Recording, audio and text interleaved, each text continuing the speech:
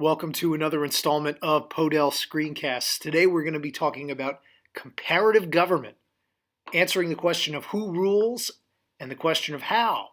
What's the structure like?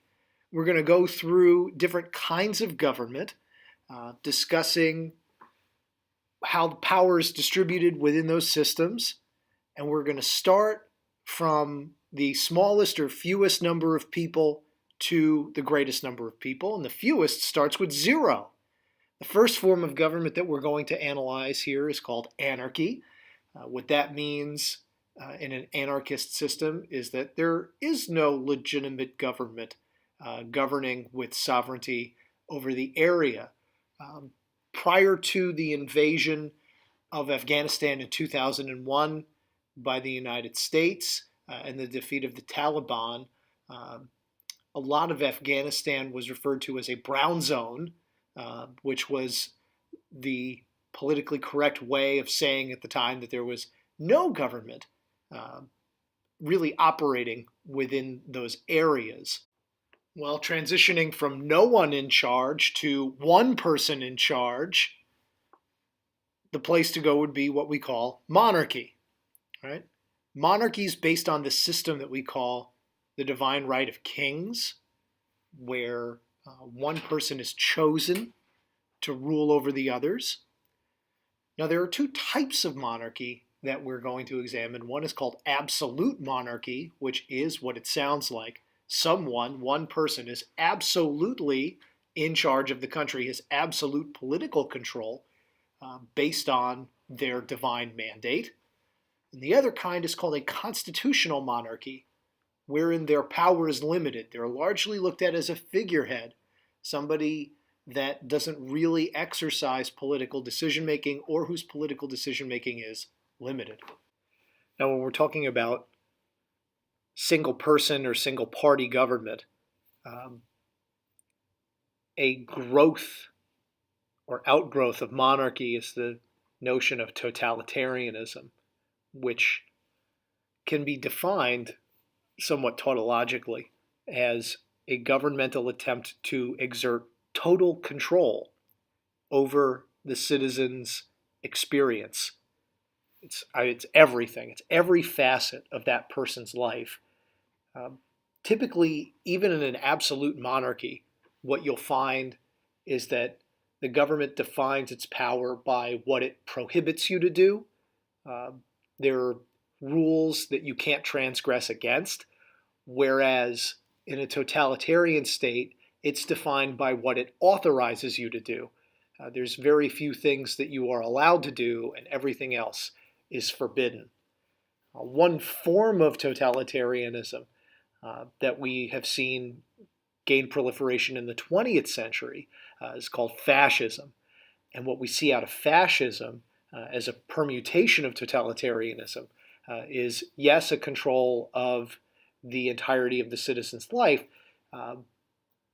but also a somewhat weird respect for people to own private property while still controlling what it is that private property is allowed to be used for. So unlike other totalitarian permutations like you would see in Soviet communism, where there's an attempt to equalize outcome, in a fascist state, inequality is totally cool as long as the government is first. Moving from one person or party to a small select group of people, we would look at oligarchy. What oligarchy is basically, think of the rule of the 1%, right? Oligarchy is rule of a very small select group of people, usually based on their wealth, although sometimes it's also based on family lineage. You want to think about the mob, for example, supposedly is based on family lineage, right? Or a combination of both, at least in terms of the popular cultural connotation thereof. Another iteration of rule by the few is rule by the enlightened few. And by enlightened in this case, we might think of religiously enlightened. A theocracy is a government wherein a priestly order is responsible for the affairs of state, wherein the religious and civil authority is mixed. So what you will find is that there is no separation of church and state, quote unquote, and that transgressions against religious law are transgressions against civil law and subject to serious punishment. What you'll also find for the positives of a theocratic government is that there's common bonding social capital. So these countries tend to find strength in a common religious faith.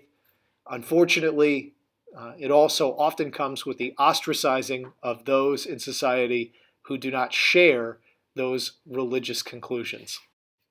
The next form of government that we're going to examine is democratic government in the form of direct democracy. And what direct democracy means is that individual citizens vote on matters of state.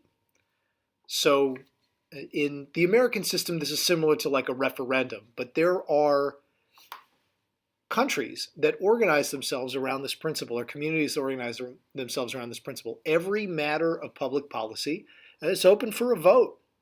So that's how we define direct democracy. The citizens are directly exerting their influence over the public policy process by making those determinations themselves.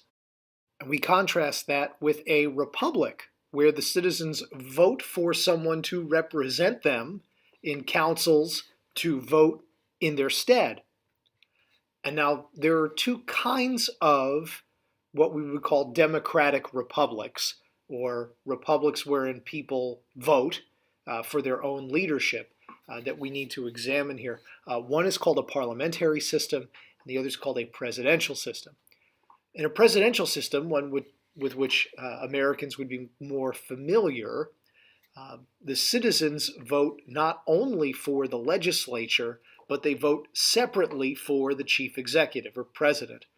In a parliamentary system, the citizens vote for the candidates or political party that they would like to represent them in the legislature.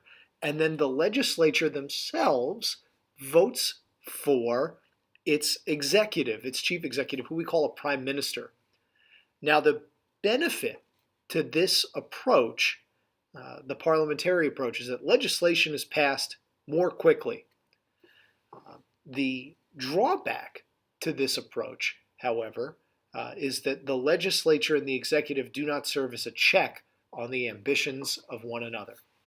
Thank you for watching this brief and basic primer on comparative government.